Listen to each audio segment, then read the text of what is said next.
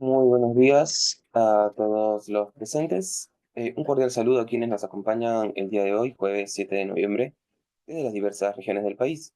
Le damos la bienvenida a una nueva jornada de nuestro ciclo de conferencias virtuales titulado Jueves de Integridad. Mi nombre es Domenico Gamboa y es un honor para mí ser moderador de esta importante conferencia titulada Denuncias por actos de corrupción y protección al denunciante, que tiene como objetivo el de analizar el marco normativo y las mejores prácticas en el manejo de denuncias por corrupción en el sector público, con énfasis en la protección y el rol del denunciante como actor clave para la transparencia institucional y la integridad. Antes de proceder con esta actividad, quisiera transmitir un mensaje de agradecimiento en nombre de la doctora Ana María Martínez Berndt, directora general del Centro de Estudios en Justicia y Derechos Humanos, quien expresa su sincero reconocimiento por la valiosa participación de todos los asistentes a este evento. Lamentablemente, en esta oportunidad no podrá acompañarnos por temas de agenda. Ahora sí, a continuación vamos a dar inicio al bloque académico, indicando y mencionando que nuestro expositor invitado contará con 70 minutos para desarrollar su ponencia y al finalizar daremos inicio o paso a una breve ronda de preguntas. De ser el caso y deseen realizar alguna, pueden escribirnos a través de la ventana de preguntas y respuestas de nuestra plataforma. En ese sentido, y para iniciar con esta conferencia, tengo el placer de presentar a la doctora Marielisa Noaín Moreno, quien es abogada egresada de la Universidad de San Martín de Porres, con estudios en gobernabilidad, gerencia política y gestión pública en la Escuela de Gobierno y Políticas Públicas de la Pontificia Universidad Católica del Perú, estudios en buen gobierno e integridad corporativa en el Instituto de Gobernabilidad y Gobierno Corporativo de la Universidad de San, con más de 25 años de experiencia profesional, desempeñado la mayor parte de ellos en el sector público, ejerciendo cargos de responsabilidad, siendo así secretaria general de la Corte Suprema de Justicia de la República, responsable también de la Subunidad de Investigación Patrimonial y Financiera de la Oficina de Control de la Magistratura del Poder Judicial. Actualmente se desempeña como jefa de la Oficina de Integridad y Lucha contra la Corrupción del Ministerio de Justicia y Derechos Humanos. En ese sentido, es un gran honor para nosotros tenerla aquí, doctora, y le cedemos el uso de la palabra para poder continuar con esta conferencia. Antes de iniciar, solamente vamos a tomar la foto protocolar, por favor, para ya iniciar con la actividad académica. Así que, doctora, a la cuenta de tres, la foto. Uno, dos, dos. Podemos iniciar, ya dejamos con el uso de la palabra. Bienvenida, doctora. ¿Qué tal? Muy buenos días. Muchas gracias, Doménico. Eh, y agradecer también al Centro de Estudios, liderado por la doctora Anita Martínez, por la invitación a participar en esta sesión de Jueves de Integridad de la fecha, en la que estamos congregando a un gran número de servidores públicos, de oficinas de integridad, de municipalidades u otras entidades, y también contamos con la participación esta mañana de algunos estudiantes y público en general que se han interesado en el tema que hoy vamos a tratar. Entonces, vamos a dar inicio a la exposición. Tenemos las PPTs para compartir.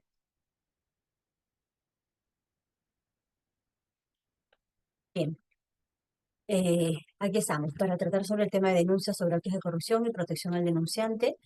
Eh, Compartir con ustedes la experiencia que tenemos nosotros aquí desde la Oficina de Integridad, trabajando en la atención de denuncias.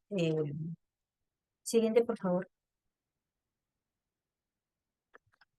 Es importante precisar que la razón de ser de las oficinas de integridad en las entidades públicas tiene el origen en el decreto legislativo 1327, que estableció que las entidades públicas debían contar con una oficina de integridad que se encargue de la atención de las denuncias por actos de corrupción y del otorgamiento de medidas de protección a los ciudadanos que denuncian. Entonces, esa es la razón de ser por la que hoy existen muchísimas oficinas de integridad en línea para el tratamiento y atención de las denuncias.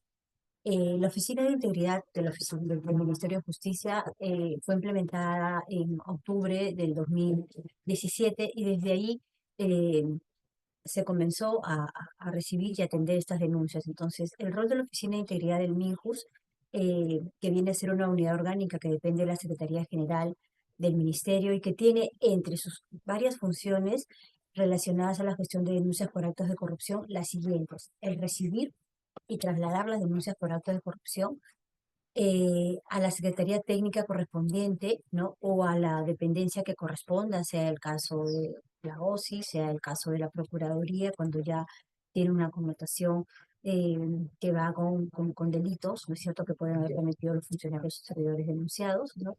Y también debemos realizar, es obligación de la Oficina de Integridad, hacer el seguimiento a la atención de estas denuncias sobre actos de corrupción, disponer la aplicación de las medidas de protección al denunciante o testigos según corresponda y evaluar si la denuncia presentada es maliciosa y disponer las medidas correspondientes. Esto en base a lo contenido en el Reglamento de Organización y Funciones, básicamente en el artículo 32 del reglamento. Establece expresamente las funciones de la Oficina de Integridad. Siguiente, por favor. eh, al interno, más allá de lo que nos establece en el parámetro general, el decreto legislativo 1327, aquí en el MINJUS se aprobó el lineamiento 01-23-YUS-SG, el lineamiento para la atención de denuncias sobre actos de corrupción en la entidad y el otorgamiento de medidas de protección al o al denunciante, aprobado por resolución de Secretaría General 127-2023-YUS.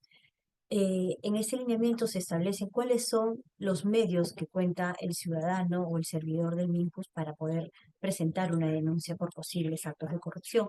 Y así tenemos los canales de denuncia implementados desde un inicio por el Ministerio de Justicia, que fue el correo electrónico denunciasanticorrupción@minjus.gov.p, la mesa de partes virtual del MINJUS, vía telefónica comunicándose a la central con el anexo de la oficina exclusivo para atención de denuncias.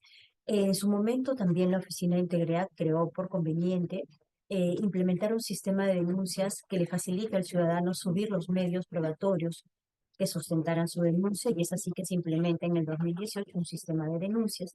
Posteriormente, ya desde la Secretaría de Integridad tenemos un canal oficial, digamos, para todas las entidades públicas, que es la plataforma digital única de denuncias ciudadanas, en las que el ciudadano puede recurrir, va a presentar su denuncia, subir los medios probatorios, ¿no? Y automáticamente es derivado a la entidad cuyos hechos son denunciados. Estos son los 5 canales que actualmente tiene el Ministerio de Justicia a disposición de la ciudadanía y de sus servidores para la presentación de denuncias por actos de corrupción. Siguiente, por favor. Bien, aquí tenemos cuál es el procedimiento de gestión de las denuncias por actos de corrupción. El procedimiento de atención de denuncias se desarrolla conforme a las siguientes etapas. En la primera etapa es el registro de la denuncia. Una vez que nosotros recibimos la denuncia que ha sido registrada por el ciudadano, debemos revisar la denuncia a efectos de verificar eh, que se cumplan con los requisitos que establece la norma. Luego de verificar el cumplimiento de los requisitos, se deriva la denuncia a la instancia competente para verlo. Si tiene que ver con un tema funcional, lo derivaremos a la Secretaría Técnica de Procedimientos Disciplinarios, ¿no? Si tiene que ver con un tema de connotación penal, algún delito de corrupción, lo podemos enviar a la Procuraduría del MINJUS. Si tiene que ver de repente con temas de mal uso de los fondos públicos, lo podríamos derivar a la OSI. Ese es un tema ya que tiene que evaluarlo el equipo de atención de denuncias. Y luego de la derivación de la denuncia no queda ahí, sino que viene una cuarta etapa, que es el seguimiento a la atención de la denuncia que puedan hacer estas instancias a las cuales hemos derivado, y también comunicarle al ciudadano denunciante cuál ha sido el resultado de su denuncia presentada, qué es lo que ha hecho la Oficina de Integridad con el contenido y los hechos materia de denuncias. Eso es muy importante, siempre debemos comunicar al denunciante el resultado, que si bien es cierto no va a ser parte de la investigación, pero ha sido quien ha dado inicio o la alerta de situaciones particulares que se están dando en la entidad. Siguiente, por favor. Aquí está más explícitamente precisado cuáles son los requisitos para la presentación de las denuncias por parte de nosotros como ciudadanos. Los datos generales, el primer punto es los datos generales del denunciante, ¿no? En el caso de que se trate de personas naturales, debemos consignar los nombres y apellidos completos, el documento nacional de identidad, pasaporte o carnet de extranjería, en caso se trate de que el denunciante sea un ciudadano extranjero, el domicilio, y de ser el caso algún número telefónico o una cuenta de correo del denunciante para que la Oficina de Integridad, de ser necesario, se contacte con el denunciante para una precisión mayor respecto a los hechos que son puestos de conocimiento. En el caso de personas jurídicas, se requiere que precisen la razón social, el registro único de contribuyentes, el dato de los representantes o representante legal de la persona jurídica, así como la dirección, número y una cuenta de correo electrónico de contacto, que esto es sumamente importante en el momento de evaluar, ¿no? eh, la pertinencia de la atención de la denuncia que podamos haber recibido. Eh, Como segundo requisito tenemos el contenido de la denuncia. ¿Qué debe tener la denuncia por actos de corrupción? Que yo pueda dirigir como ciudadano a cualquier entidad, no solamente al MINCUS. El contenido de la denuncia debe tener los actos, materias de denuncia. Deben estar expuestos de una manera detallada y coherente. Debe identificarse también a los autores del hecho denunciado, si es que se conocen. Debe precisarse a qué individualizar la persona o servidor funcionario a quien yo estoy denunciando. También el nombre de la unidad de organización, consejo, comisión o programa donde se habría originado el presunto acto de corrupción. Esto es muy importante a efectos de no tenerlo, la Oficina de Integridad pueda recabar la información, recurrir a esta unidad de organización o área a la que se ha identificado a efectos de poder pedir un mayor alcance de información. También se requiere la documentación original o copia que dé sustento a la denuncia. Esto no es un limitante, porque si no cuenta el denunciante con ello, debe indicarnos al menos la unidad orgánica, el consejo, la comisión, el programa en el que obre esta información a efecto de que nosotros podamos solicitarlo. Nosotros como Oficina de Integridad podemos solicitar a las diferentes áreas la información que se requiera para poder tener el antecedente del expediente de la denuncia y así poder determinar la existencia o no de estos presuntos actos de corrupción. Esto también es sumamente importante. Si no tengo la información a la mano, documentos para poder anexarlo a mi denuncia, al menos saber quién lo tiene, quién lo posee, y eso da un, una pauta para que la Oficina de Integridad pueda accionar y requerir la información que sea necesaria para la atención correcta de la denuncia. Como tercer requisito tenemos la manifestación del compromiso del denunciante. Este es un formato, ¿no?, en el cual el denunciante comunica a la Oficina de Integridad la voluntad de estar en contacto con nosotros para cualquier precisión de los hechos denunciados, ¿no? Y lo adjunta también en el momento que presenta su denuncia. Datos al final de la denuncia: el lugar, la fecha, la firma, huella digital, en caso de no poder firmar o estar impedido de hacerlo. Esto también es un requisito importante. En el caso, esto también es importante que lo precisemos, en el caso de que la denuncia presentada sea anónima, el ciudadano quiera mantener en reserva su identidad, no vamos a exigir al momento de calificar o atender la denuncia, no vamos a requerir, ¿no es cierto?, los datos generales del denunciante, ni tampoco la manifestación del compromiso, ni sus datos al final de la denuncia. Bastará solamente con los hechos y la precisión de que su denuncia es anónima, pero sí siempre va a ser importante el alcance de el hecho concreto y dónde podríamos conseguir la información sustentatoria de los hechos materia de denuncia. Siguiente, por favor. De la atención de las denuncias ya una vez que son presentadas. Una vez que hoy les decía que estamos hablando de la Oficina de Integridad del Ministerio propiamente, pero en general las oficinas de integridad de todas las entidades públicas van a recibir la denuncia y al momento de registrarla ya no voy a consignar el nombre del ciudadano que ha optado por presentarse con nombre propio, no voy a registrar el nombre, sino voy a reemplazar su identidad por un código cifrado que nosotros lo vamos a manejar a fin de proteger su identidad. Esta es una regla general: proteger la identidad del ciudadano, así no haya optado por el anonimato, siempre es una línea de trabajo y de acción por parte de la Oficina de Integridad. Entonces, luego de ello, la Oficina de Integridad va a revisar si la denuncia cumple con los requisitos descritos en el numeral 7.2 que hemos estado precisando anteriormente, en un plazo no mayor de 2 días hábiles. La oficina tiene 2 días hábiles para poder verificar el cumplimiento de los requisitos, contados a partir de la recepción de la denuncia. Dentro de ese plazo, yo tengo que ver si es que el ciudadano ha cumplido con los requisitos precisados en la denuncia. En caso de que estos no se cumplan, la Oficina de Integridad de la entidad que recibe la denuncia va a solicitar al denunciante que subsane esta omisión y le va a dar un plazo de 3 días hábiles, contados a partir de la fecha que es notificado. En caso de que el ciudadano no cumpla con subsanar y alcanzarnos la información que se ha solicitado, se asume, dice la norma, que el denunciante ha desistido de su petición, de su intención de denunciar y se va a archivar. En el caso, por ejemplo, de que la denuncia sea ingresada por la Plataforma Única Ciudadana que ha implementado la PCM, aquí, una vez que se solicita la subsanación, pasan los 3 días, automáticamente el sistema les va a estar archivando la denuncia.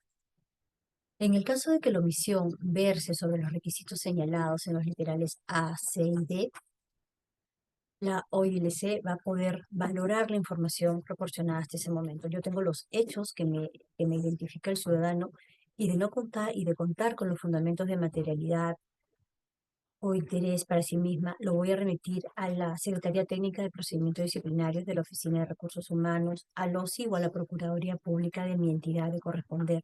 Y aquí es importante ver, cuando hablamos de fundamento de materialidad, ver, de contar, ¿no es cierto?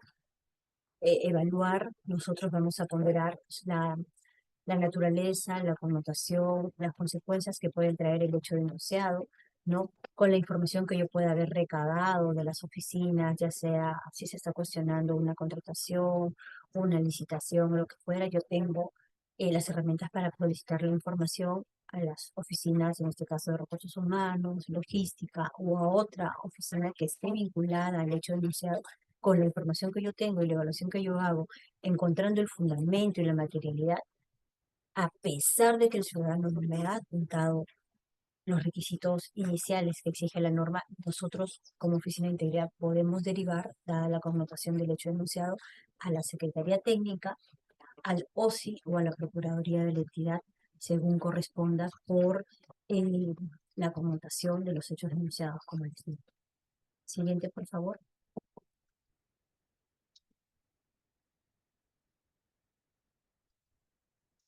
Bien.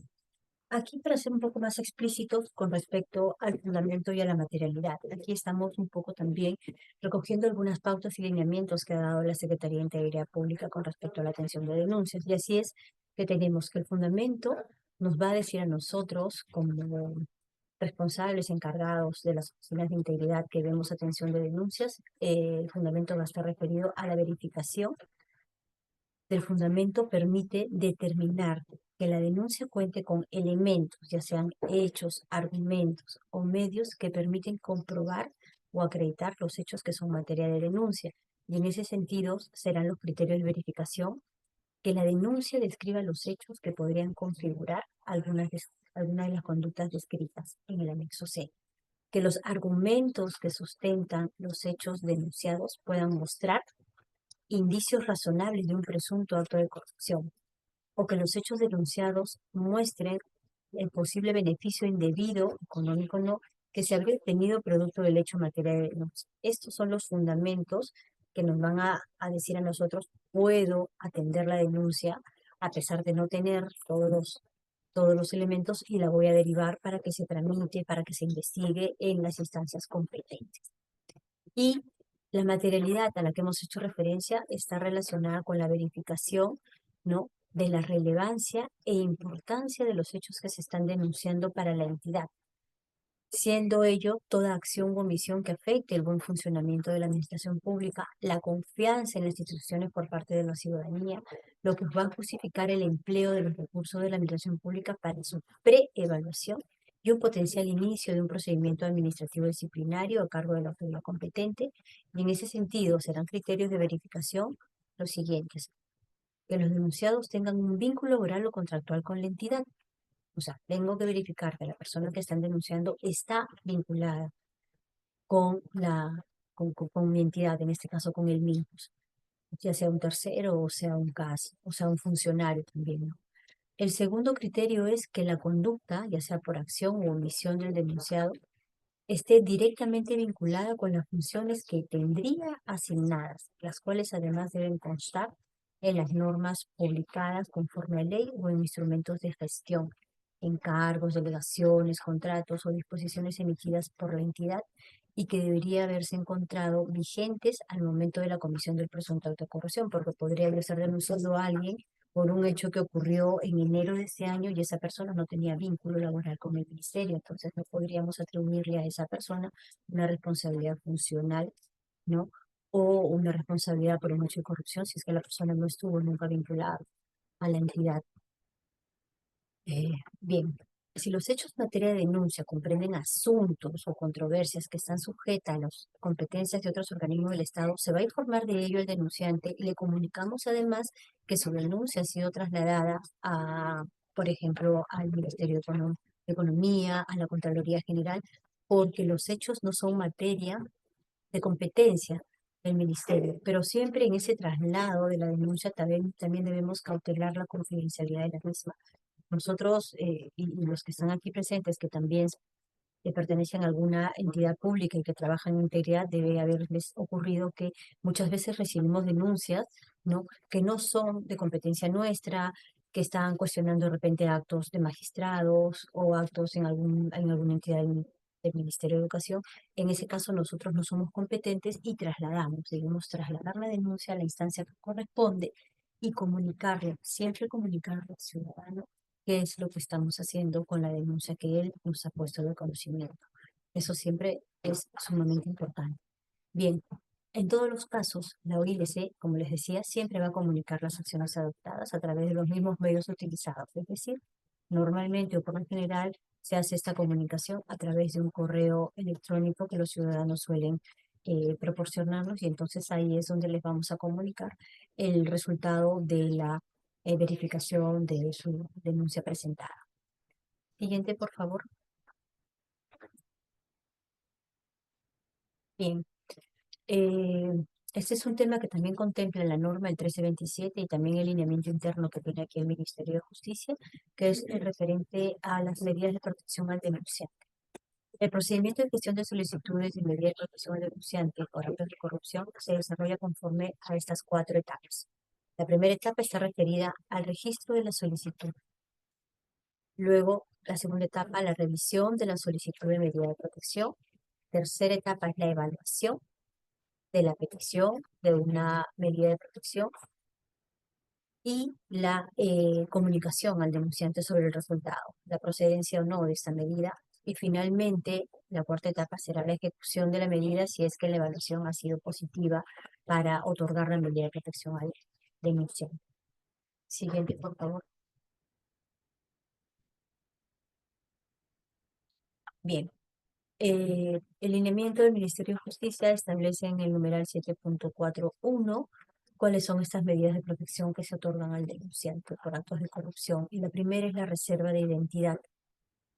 Luego tenemos las medidas de protección laboral, que también hemos tenido casos de solicitud de protección laboral, y otras medidas de protección que contempla la norma.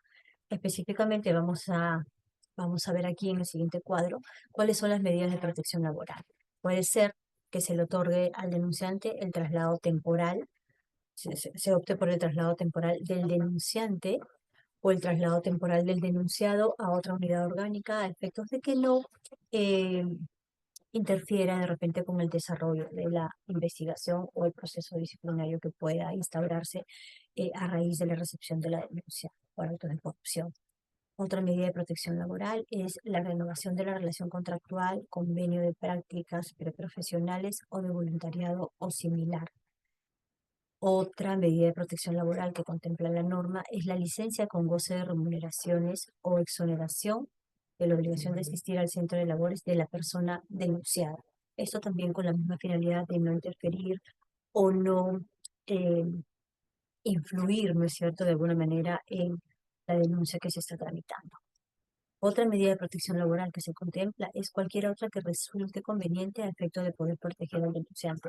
Partamos de que el decreto legislativo 1327 está orientado mucho a si bien es cierto, a la atención de denuncias, pero básicamente también a proteger al denunciante, ¿no? De los hechos de corrupción, que siempre ha habido una resistencia bastante grande a denunciar, ¿no?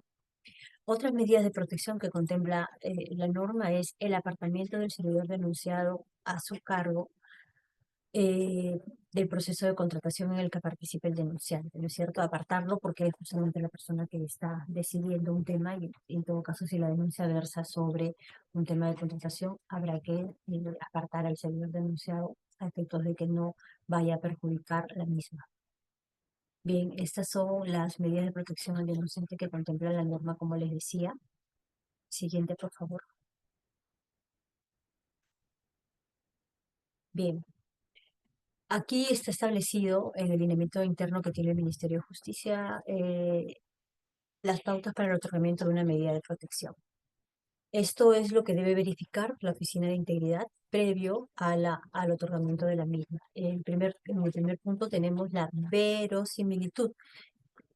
Esto requiere que se tome en cuenta el grado de certeza de la ocurrencia de los hechos alegados por el denunciante y la afectación de los bienes jurídicos. En ese sentido, serán criterios de verificación de la verosimilitud que exista la probabilidad que el denunciado haya cometido el acto de corrupción. Es decir, yo estoy denunciando a una persona que en el marco de sus funciones ha incurrido, presuntamente, según el tenor de la denuncia, en un acto de corrupción. Pero básicamente, si no está dentro de sus alcances, no existiría esta probabilidad, ¿cierto? Bien, otro aspecto o criterio para establecer la verosimilitud será que no se requiere del conocimiento exhaustivo y profundo de la materia controvertida, el cual se daría luego de realizar la etapa de investigación o instrucción por parte del órgano competente, sino de un examen sumario que recomienda la evaluación preliminar, encaminado a obtener la probabilidad de la existencia del derecho vulnerado. Estos son dos de los criterios para poder establecer si contamos con la verosimilitud. Luego, otro criterio para el otorgamiento de las medidas de protección tenemos la gravedad del hecho denunciado. La gravedad requiere que se considere el grado de posible afectación a un bien jurídico protegido por un acto de corrupción. En ese sentido, serán criterios para verificar la existencia de gravedad que la denuncia cuente con elementos suficientes de sustento y materialidad, donde evidencie la transgresión de los bienes jurídicos tutelados, vinculados directamente no solo con el patrimonio de la entidad, sino también con el desempeño correcto de los deberes y funciones de los funcionarios o servidores que asumen y se les delega con la finalidad de administrar estos bienes al Estado. Entonces, esto también, la afectación, la gravedad de estos bienes que han sido asignados en el desarrollo de sus competencias, de sus funciones, también va a ser un ítem a considerar al momento de establecer el otorgamiento de una medida de protección al denunciante. Y finalmente tenemos la trascendencia. La trascendencia requiere que se evalúe los supuestos en los cuales la no aplicación de la medida de protección ponga en riesgo o un peligro cierto e inminente a los derechos del ciudadano. En ese sentido, los criterios de verificación de que exista esta trascendencia que estamos invocando es que exista la concurrencia, primero, del riesgo de un daño a los derechos laborales o personales del denunciante. Y segundo, la necesidad de adoptar estas medidas urgentes para evitar que dicho daño, en tanto si no se concede, se hagan efectivos. O sea, aquí debo valorar la consecuencia de no otorgar una medida de protección al denunciante si es que va a poder afectarlo a él, ¿no es cierto?, como persona en el desempeño de sus funciones en la entidad. Bien, eso hemos visto cuáles son los criterios que debemos evaluar como eh, representantes de la Oficina de Integridad que vamos a evaluar las medidas de protección. Bien, y respecto a los plazos que establece la norma, también tenemos aquí que establece que las oficinas de integridad tienen un plazo no mayor de 5 días hábiles para evaluar y decidir si vamos a otorgar esa medida de protección solicitada por el denunciante u otras que podamos decidir nosotros de oficio. Si las medidas de protección solicitadas son de tipo laboral, la Oficina de Integridad va a solicitar a la Oficina de Recursos Humanos que emita un informe de viabilidad operativa que debe ser atendida en un plazo no mayor de 3 días hábiles. Entonces, esto tiene que ser muy inmediato. La Oficina de Integridad, la Oficina, perdón, de Recursos Humanos verificará si es que la medida de protección solicitada por el ciudadano es viable o no ser otorgada. Con ello, la Oficina de Integridad va a notificar al denunciante en un plazo no mayor de 7 días hábiles contados desde la presentación de su solicitud o de la subsanación de la denuncia si es que se optó por el otorgamiento de las medidas de protección laboral que solicitó. Entonces, desde que se presenta, tengo 7 días para poder responderle al ciudadano sobre su pedido de medida de protección.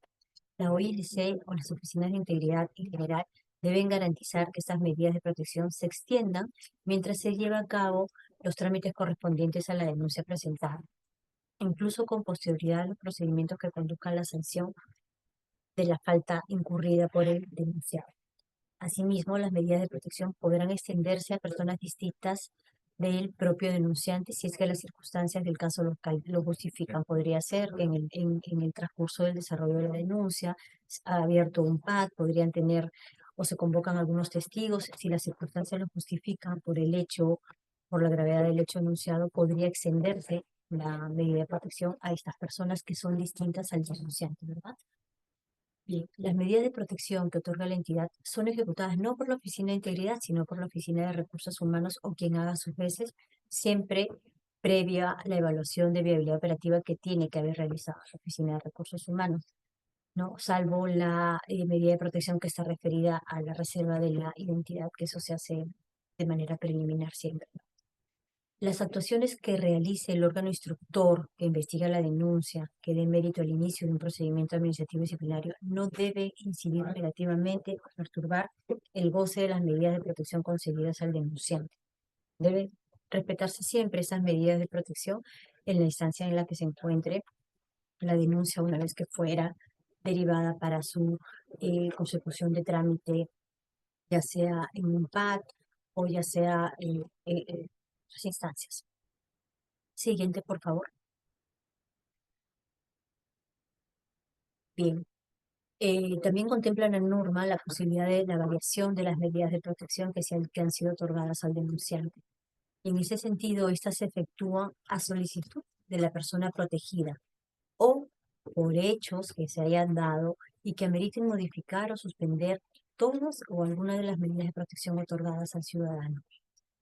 En caso de que las oficinas de integridad, en este caso la OILC, dispongan la variación de una medida de protección laboral, esta debe ser comunicada al denunciante por escrito, ¿no? Así como la nueva medida que se pretende adoptar y las razones que la fundamentan. Siempre el contacto y la comunicación con el denunciante en estos aspectos debe ser bastante fluido.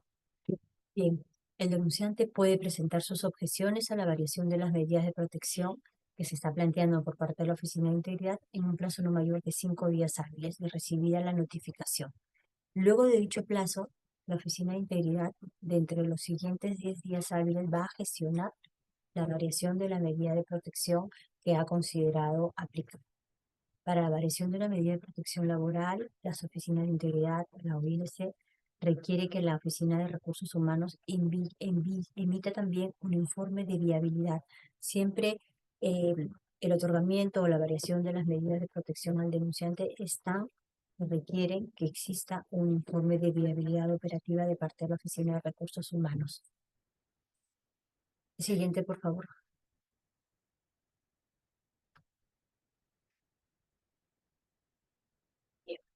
El principio de reserva que está establecido también en la norma de atención de denuncias por actos de corrupción está eh, cualquier aspecto que esté referido a la denuncia y a la solicitud de protección del denunciante tiene el carácter de confidencial.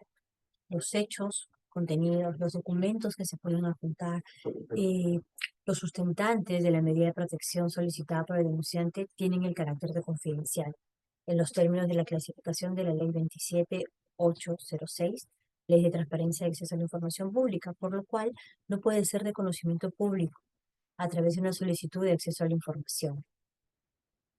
Los servidores civiles que intervengan en cualquier etapa de la evaluación de una denuncia, en la solicitud de protección al denunciante o en un eventual procedimiento administrativo disciplinario, estamos prohibidos de divulgar cualquier aspecto relacionado con la misma, salvo que se señale lo contrario de manera expresa por el denunciante. Y aquí nosotros, como responsables o, o servidores de una oficina de integridad, debemos de tener esto siempre presente, porque recibimos denuncias N contra servidores, pero también contra funcionarios. Entonces, el tema del principio de la reserva es algo que debe estar intrínseco con nosotros, a pesar de la gravedad o a pesar quien sea la identidad del denunciante, este principio de reserva debemos siempre nosotros resguardarlo por sobre todas las cosas. Ningún servidor o servidora civil de la entidad está facultado a solicitar información acerca de una denuncia o de la solicitud de protección formulada por el denunciante. De ocurrir ello, la OILC obviamente debe negarse formalmente e imponer el conocimiento de este hecho a la OSI. Esto está establecido en el lineamiento de denuncias del ministerio, ¿no? Entonces,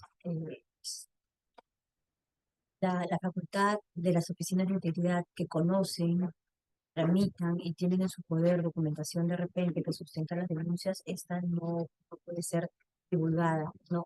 Bajo ningún aspecto ante nadie, ¿no?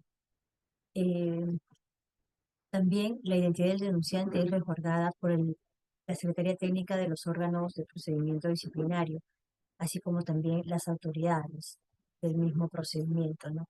El OSI y la Procuraduría Pública de la entidad que haya recibido la denuncia. En este caso nos estamos refiriendo a la Procuraduría Pública del Ministerio de Justicia.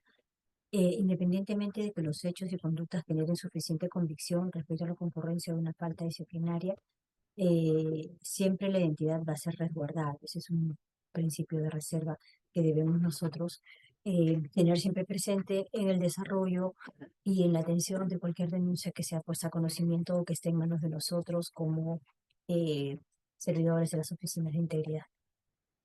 Siguiente, por favor.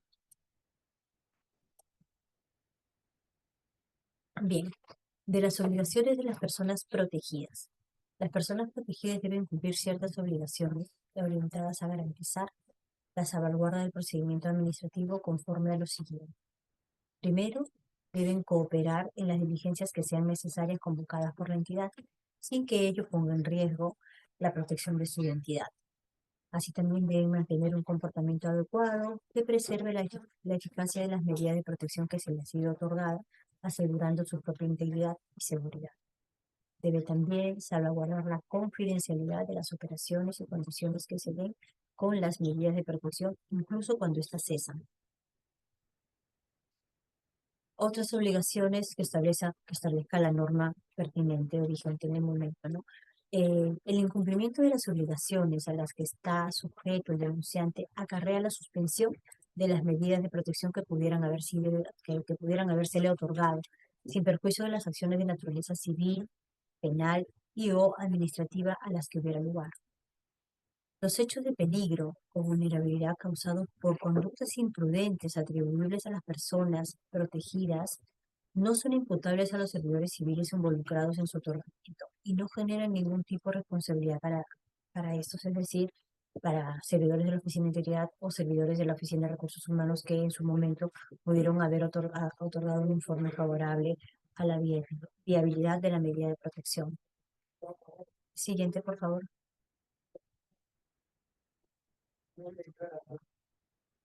Bien.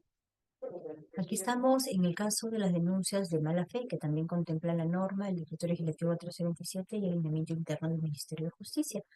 La OILC, durante la revisión de la denuncia, deberá evaluar si la misma fue formulada de mala fe.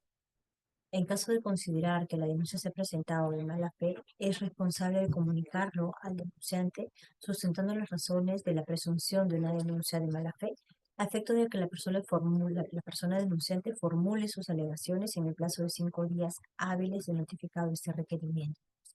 Una vez que se tenga la respuesta del denunciante, se revisará cada una de las argumentaciones o alegaciones que formule la persona interesada, en este caso el denunciante, y emitir un pronunciamiento en un plazo máximo de 10 días hábiles.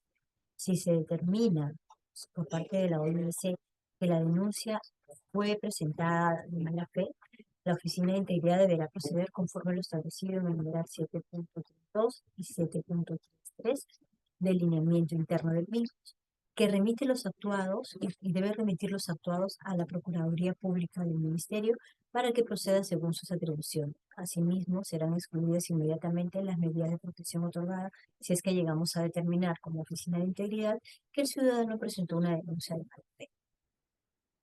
Siguiente, por favor. Bien. Hasta aquí la explicación de cuál es el tratamiento que debemos dar nosotros como Oficina de Integridad ante una denuncia. Es importante precisar que a lo largo del tiempo que ya venimos trabajando nosotros en la atención de denuncias, como les comenté en un inicio, que venimos trabajando desde el año 2017, octubre, se han venido implementando canales, ¿no? Y algunas buenas prácticas. Hoy, por ejemplo, nosotros aquí en el Ministerio hacemos un seguimiento, tenemos una matriz de control de plazos y el proceso de atención de denuncias por actos de corrupción eh, se ha certificado como un ISO de calidad a efectos de garantizar la atención oportuna de estas denuncias por actos de corrupción dentro de los plazos que establece la norma, ¿no? Y esta es una buena práctica que nosotros hemos creído conveniente implementar, dado que el ciudadano siempre está expectante al resultado de la evaluación o el trámite que pueda hacer la entidad, en este caso el Ministerio de Justicia, con respecto a los hechos denunciados, ¿no? Es importante, ¿no?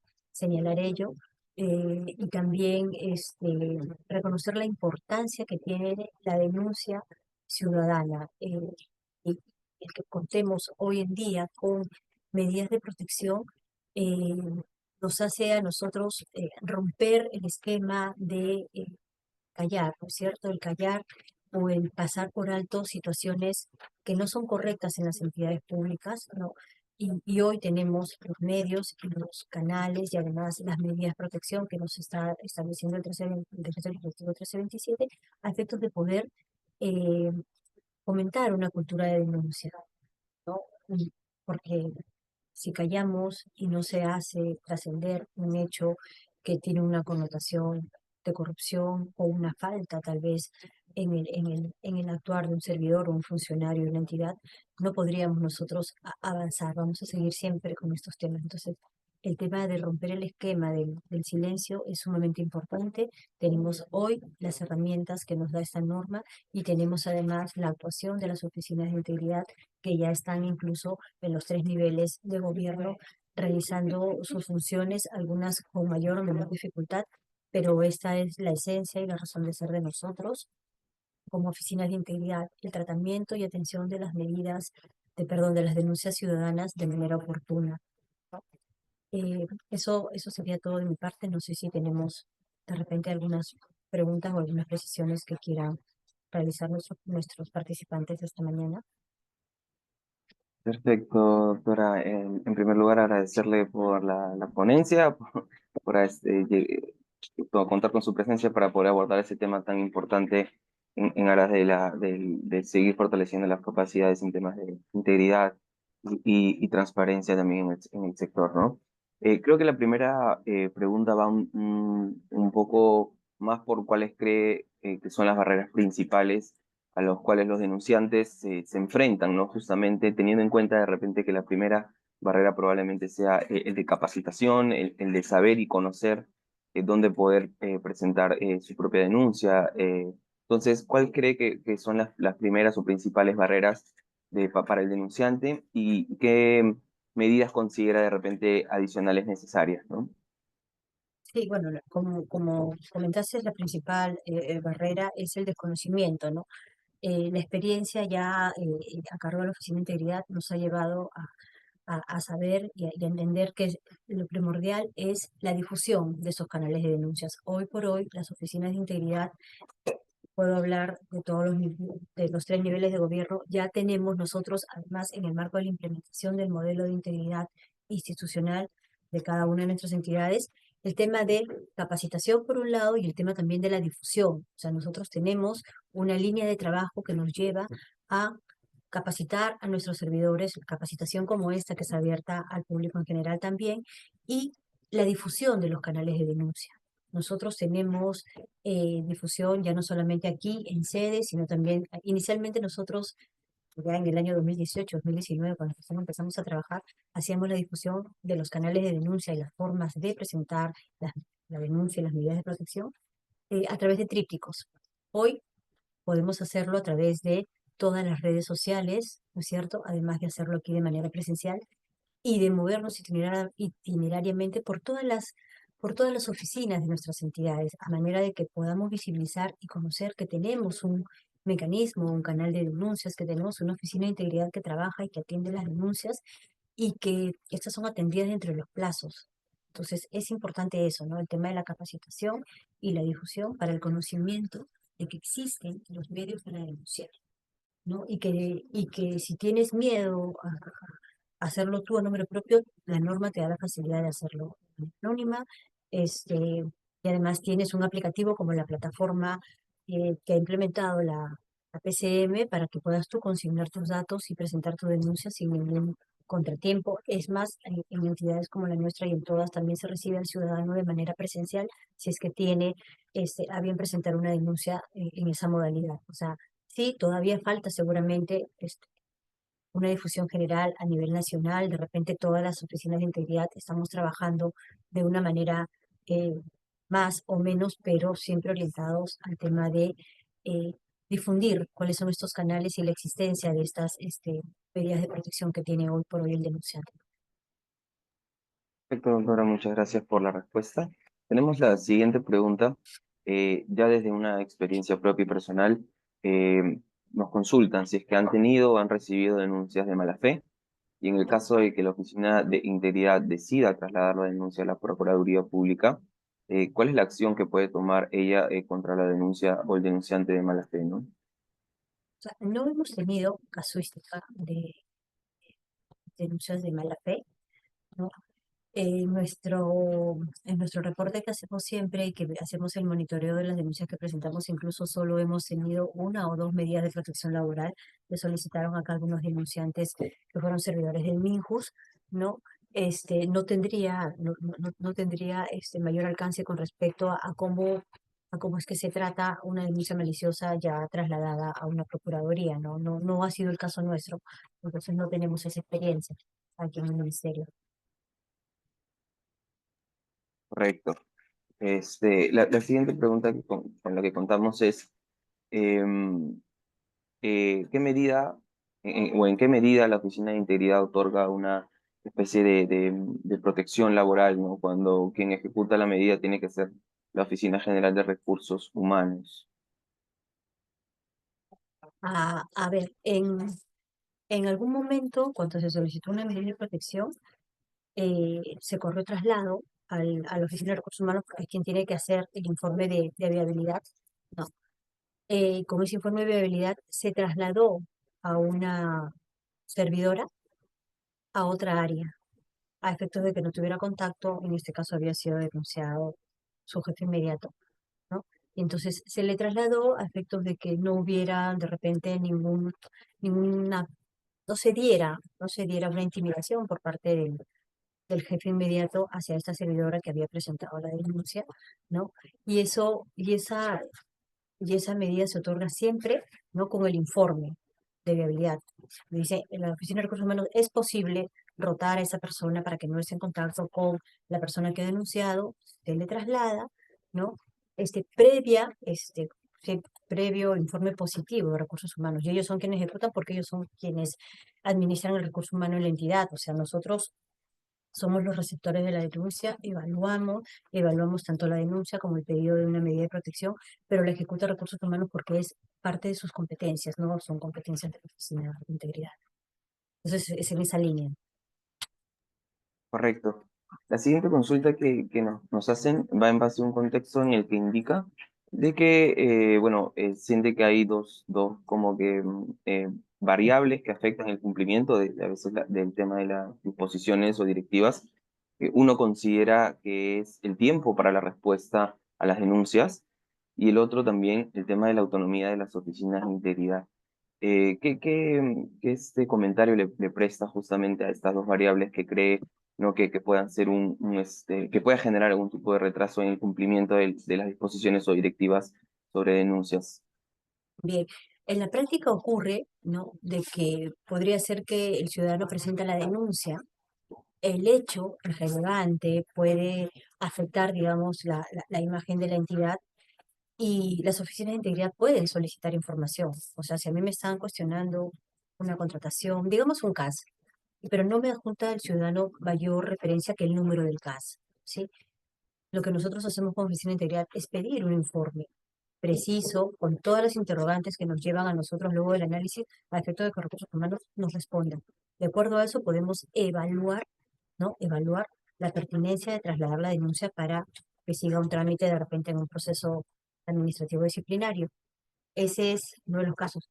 Nosotros aquí eh, eso también, el tema de la atención oportuna, no justifico, pero puede deberse también a causas de logística. De repente hay oficinas de integridad que hoy por hoy no están totalmente implementadas, sino cuentan con una capacidad operativa que les permita atender denuncias, porque la oficina de integridad no solamente ve denuncias, la oficina de integridad ve promoción de la integridad en su entidad, atiende el tema de la implementación del sistema de control interno, también tiene que estar supervisando y acompañando la presentación de las declaraciones juradas de intereses. En el caso de la Oficina de Integridad del MINJUS, también atiende la solicitud de acceso a la información pública. Entonces, tenemos varias funciones y que de repente es complicado que la capacidad operativa no les permita atender. En todo caso, ello lo tiene que identificar la propia Oficina de Integridad y ponerlo en conocimiento de su jefe inmediato. En el caso nuestro, dependemos de la Secretaría General y si hubiera alguna dificultad para el desarrollo de nuestras labores, tenemos que ponerlas a conocimiento. Aquí, como les comenté durante la exposición, consideramos importante el tema del cumplimiento de los plazos, sumamente importante porque el ciudadano siempre espera una respuesta de parte del Estado. Denuncié, ¿qué me dices? ¿Procede, no procede? ¿Qué falta? Entonces, en esa línea, nosotros consideramos sumamente importante la implementación de un ISO de calidad, que nos exige a nosotros, como trabajadores de la Oficina de Integridad, cumplir con los plazos. Tenemos inicialmente una línea de cumplimiento de 80% en la atención oportuna, luego vamos subiendo la valla hasta llegar a un 100% de atención dentro de los plazos. Y esa es una exigencia que nos ponemos nosotros mismos, aquí en el caso de los hijos, y que de repente podría servir para replicar en las otras oficinas de integridad, porque es sumamente importante que el ciudadano encuentre respuesta ante luego que ya, este, digamos, se convenció o tiene todas las seguridades para presentar su denuncia, lo menos que podemos hacer nosotros es responderle dentro de los plazos y sobre todo cumpliendo los plazos que establece la norma, ¿no? Y el compromiso que tenemos con los ciudadanos, es sumamente importante. Correcto, doctora, muchas gracias por la respuesta. La siguiente consulta que nos hacen va un poco en el contexto en el que mencionaba justamente a la anterior pregunta, que era en base a cuando no hay temas logísticos o vamos a ir directamente al tema de que en muchas entidades públicas no existen como tal oficinas de integridad y a veces tampoco unidades funcionales, ¿no? Sino la responsabilidad cae a algún, a algún servidor o algún funcionario de alta dirección. Entonces, ahí, ¿cómo podría o cómo esto podría afectar al tratamiento correcto de las denuncias que llegan, ¿no? Teniendo en cuenta de que, pues, por algún tema que se quiera de repente denunciar a una persona que justamente ve estos temas, ¿cómo se podría garantizar de que sean tratadas de manera correcta, ¿no? Y que no pase desapercibido. Claro, que la norma, el 327 establece además que el caso que la denuncia venga contra el jefe de integridad, digamos, ¿no? Han habido casos de otras entidades, no aquí en Minjus, en la que la denuncia está orientada y dirigida al jefe de la Oficina de Integridad. De comprobarse, o apenas se recibe esa denuncia, no es la Oficina de Integridad quien va a tramitar la denuncia o quien va a evaluar el cumplimiento de requisitos. Automáticamente debe conformarse, ¿no es cierto?, una comisión y designarse por el titular de la entidad quien va a hacerse cargo de ver y atender esta denuncia contra un jefe de integridad. Entonces así se está garantizando también la imparcialidad, no, no es que me denuncien a mí y yo voy a evaluar la denuncia contra mí. Ya tiene que ser otra instancia, ¿no? Designada por la máxima autoridad, quien vería una denuncia que se trata de un oficial, un jefe de la oficina de integridad. Ahí estamos garantizando, ¿no?, la total atención y la imparcialidad de la evaluación que pueda hacer la entidad. Perfecto, claro, muchas gracias.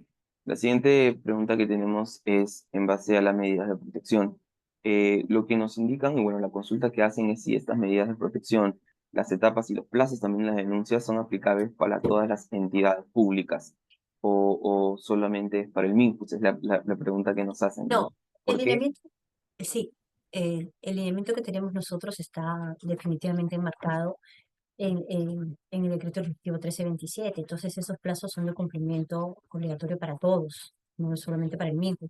Lo que pasa es que en el marco de la implementación del modelo de integridad, eh, y también por un tema de orden, nosotros trabajamos un lineamiento, una directiva en su momento, una directiva interna, ¿no? Pero recogiendo toda la normatividad del 1327, aplicando ciertas particularidades tal vez a nuestra propia entidad, pero el cumplimiento de los plazos de atención, tanto de la denuncia como para el otorgamiento de medidas de protección, son generales y son obligatorios para todos. Eso es en base al decreto legislativo 1327. Ese es el punto de partida para la atención de las denuncias. Y consulta, y en base a esta también, ¿no? A esta respuesta teniendo en cuenta que los plazos y las medidas de protección son para todas las entidades públicas, ¿qué pasa cuando, bueno, es lo que nos consulta, qué pasa cuando no se cumple? ¿Cómo se puede hacer en ese caso, ¿no? Eh, Teniendo en cuenta que, claro, está establecida dentro de una propia norma, pero que en cierta entidad de repente no se llega a cumplir con eso, ¿no? Digamos, pues, que nos trasladaríamos de repente un poco al escenario de algunas entidades eh, en la que no pueden cumplir con plazos y nosotros sabemos cuáles son las entidades de repente que no cumplen exactamente con los plazos que establece una norma, ¿no? Y todo incumplimiento de funciones siempre acarrea una responsabilidad. Entonces, digamos que si ya es un tema de incumplimiento de plazos o que si yo tengo, no sé, 20, 10 denuncias que no las he tramitado en su oportunidad, definitivamente eso tendrá que ser asumido como una responsabilidad y una falta al cumplimiento de sus funciones por la persona que tiene a cargo la atención de las denuncias. O sea, eso es en una línea, ¿no?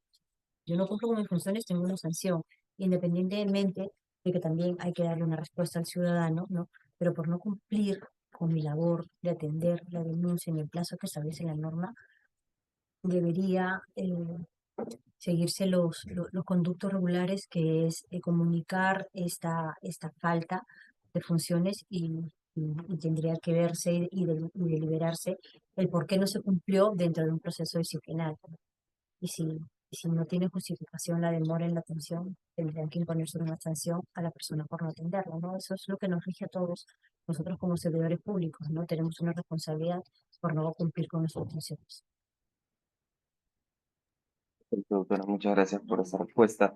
La siguiente pregunta que tenemos es de la experiencia personal, también, ¿no? ¿Cómo asegura las oficinas de integridad que las medidas de protección al denunciante sean realmente efectivas, ¿no? Y no solamente sean como que medidas formales, que al final no lleguen a proteger directamente al denunciante, ¿no? De algún tipo de represalia o intimidación, sea el caso. Claro, justamente para eso se evalúa la medida que solicita el ciudadano, se evalúa la pertinencia, ¿no? Y siempre resguardando, digamos, el bienestar, ¿no? O la seguridad del denunciante. Por ello es que se solicita, la norma pide que sea la Oficina de Recursos Humanos quien evalúe si esa medida es la correcta y además si es posible implementarla, ejecutarla, ¿no? Y en esa línea es que se trabaja, ¿no? Evaluando con la respuesta de y ver si es viable, ¿no? Y en su momento otorgarla, ¿no? En el caso, desde la experiencia personal, como les comenté, hemos tenido un pedido o dos pedidos de eh, medidas de protección laboral que se pudieron otorgar sin ningún problema, ¿no? Y se pudieron ejecutar. O sea, aquí no ha habido un tema de repente de dificultad para ello. Se ha salvaguardado. En otras entidades en las que yo he estado, se ha aplicado eh, una medida de protección para el denunciante y también en paralelo, por ejemplo, ya se le abrió en base al hecho denunciado, que puede ser público o no, y la gravedad del hecho. Hay casos en los que al denunciante se le impone al denunciado, perdón, se le impone una medida cautelar de suspensión de concurrir al centro laboral, ¿no? Entonces ahí ya estás protegiendo por demás también al denunciante, que no se va a ver expuesto a encontrarse en el centro laboral con la persona que denunció, si es que esto se diera, ¿no? Entonces también hay mecanismos, ¿no? Como para proteger no solamente en el marco de una medida de protección, sino también ya dentro de un proceso disciplinario que se pueda haber abierto, se puede, este, se puede decretar y se puede resolver por la imposición de una medida cautelar que suspenda la presencia o la asistencia de esa persona al trabajo, ¿no? y así también se protege bastante al denunciante. Perfecto, doctora. Tenemos una siguiente pregunta, que es un tema que estoy viendo aquí que es bastante recurrente, que es un tema de repente que sí, quizás nos podría aclarar, que hablan de que en la propia plataforma única de denuncias brindan un código cifrado. Tendríamos de repente alcance sobre este código cifrado. Preguntan cómo se hace con el código cifrado de la plataforma única de Ah, denuncias ese, y también, sígame. no, ese código cifrado, por ejemplo, si yo ingreso mi denuncia, eh, ya para la plataforma no voy a hacer Elisa Noain en la plataforma, sino si yo quiero saber cuál es el estado de mi denuncia y el seguimiento, qué fue, qué pasó, porque no he recibido ninguna comunicación, yo con ese código cifrado voy a poder ingresar a la plataforma y voy a poder ver el estado. A veces la denuncia la recibe la misma PCF, pero nos la traslada a nosotros aquí, Ministerio de Justicia, lo puede trasladar a otra entidad, y entonces el ciudadano, ingresando su código, puede hacer el seguimiento y ver dónde está independientemente de la obligación que tenemos como Oficina de Integridad de decirle, tu denuncia la trasladé, tu denuncia la estoy atendiendo, tu denuncia la he mandado al OSI, tu denuncia la he mandado a la Procuraduría, a donde fuera, independientemente de eso, con su código cifrado va a poder ingresar a la plataforma. Perfecto, gracias por Sí, la aclaración que tenían varias consultas sobre ello. Vamos a ir igual llegando ya al final de repente de esta conferencia. Cabe recalcar de que es un tema bastante interesante y que seguramente podríamos tomar una nueva edición de este tema porque hay varios conceptos que están pidiendo y bastante información sobre el tema de las denuncias. Igual quisiera eh, terminar con una última pregunta respecto a las denuncias públicas, ¿no? Referidas a cómo las denuncias públicas, ya sean por medios digitales y otros medios de comunicación, pueden ser tratadas por las oficinas de integridad al tomar conocimiento de estas, ¿no? Ya que no hay más medios probatorios que los que mencionan en estos medios de comunicación, ¿no? La oficina de integridad puede actuar de oficio. ¿Quieren saber dicha aclaración? sí, sí, nosotros aquí lo hacemos, o sea, cuando hay las noticias dominicales o de repente alguna publicación en el periódico con respecto a alguna irregularidad, sí se toma de oficio esa información y se solicita, ¿no? Obviamente porque a veces esas noticias o esas denuncias en redes o periodísticas no tienen toda la información completa, pero sabiendo el hecho o de repente la persona que está vinculada con el hecho denunciado, podemos solicitar aquí en la oficina, nosotros solicitamos a las diferentes unidades orgánicas la información que requerimos para poder tratar nuestra denuncia. Le damos un plazo a efectos de respetar los plazos que establece la norma del 1327 y entonces sí, estamos facultados a solicitar la información que necesitemos y en el caso de estas denuncias de oficio que comentas, pues sí, nosotros podemos actuar de oficio, ¿no? Perfecto, doctora. Solo antes de concluir con la conferencia, igual quería mencionar el tema de que también el público en general está presto para hacer vigilancia ciudadana y quisieran y han consultado aquí si es que existe algún beneficio económico para el ciudadano al darse cuenta de actos de corrupción, al denunciarlo, quieren saber ello, pero también creo que si tiene algún tipo de opinión sobre el tema de la vigilancia ciudadana, que ya el propio público en general puede a través de los portales diferentes de transparencia, poder también y generar y ayudar a que se transparente en general, ¿no? El actuar del servidor o funcionario público, ¿no?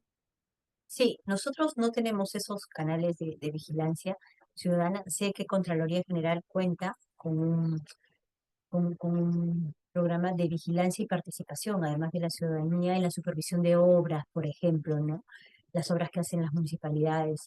Entonces, ellos sí tienen un canal de vigilancia ciudadana. Nosotros no. En el tema de las denuncias fue en materia de debate en alguna ocasión con expertos de otros países en los que sí, en el tema de una denuncia penal, por ejemplo, que se hace ante el Ministerio Público y esto es ocasional el inicio de una carpeta y qué sé yo, sí, en ese contexto, en el ámbito penal, sí hay un reconocimiento por la denuncia, un reconocimiento, digamos, pecuniario, ¿no? Pero en el tema de una denuncia administrativa que vienen a las oficinas de integridad, no, no las tenemos. pero la Perfecto. satisfacción de poder denunciar algo que está funcionando o haciéndose mal en nuestra entidad, y el que eso se corrija, porque nosotros hemos sido testigos de situaciones muy particulares que luego de una denuncia han sido corregidas, eso es bastante gratificante y satisfactorio y creo que va más allá de lo económico. O sea, esa es una opinión personal, ¿sí? Porque estamos contribuyendo a que lo malo que está sucediendo en nuestra entidad termine, ¿no? O acabe o se corrija, ¿no? Eso creo que es mucho más valioso. Perfecto, doctora. Muchísimas gracias por la participación, su participación en esta nueva edición de los Jueves de Integridad. De igual manera, pedir las disculpas correspondientes a las personas que de repente no se le ha podido atender su consulta. En ese sentido, indicarles de que, bueno, la próxima semana, por tema calendario, no vamos a tener jueves de integridad, ya volveremos para la fecha del 21. Agradecerle nuevamente, doctora, su participación. Espero y esperamos, creo que poderla tener en una próxima oportunidad, ya que hay muchos y muchos comentarios buenos respecto a su disertación. Y bueno, con nosotros será hasta una próxima oportunidad.